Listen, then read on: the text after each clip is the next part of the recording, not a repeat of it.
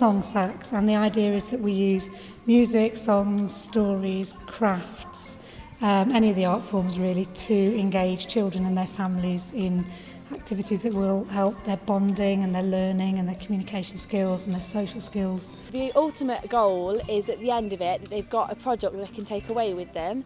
So say a CD that they can take home and carry on singing in the car or carry on singing at home as a family, or a book that they can carry on reading together, or even just pictures.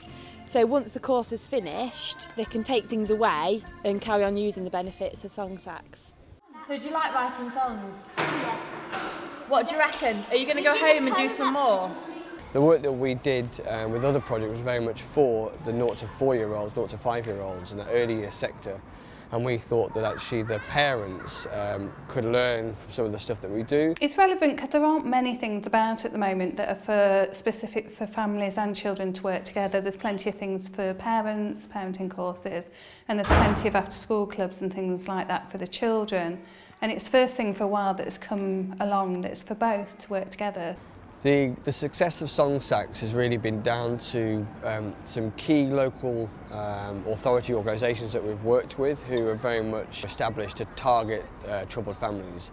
But also we've been working with the schools in those areas who know who those families are and knows who their children are, and they want to bring the two together. But also local authority, kind of Families First or Troubled Families services have been really great in terms of helping us identify and target those families. They all come to us and we work with them, work with the children and the grown-ups, getting them to try and work together. So we do a lot of group work, so a lot of things where they'll go off into their families and work together. For example, today we got lots of musical instruments out. We'd already thought about some stories that the children might want to tell, and we were thinking of creating little tunes for their character.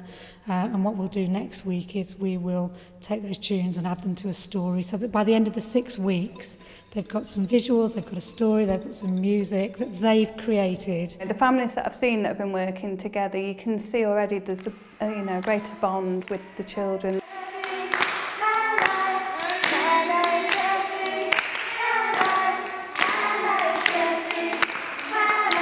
We can already see 3 or 4 weeks in that families are starting to talk more, the children are coming out of their shells, they're developing more confidence, they're interacting with us more, they're contributing their ideas.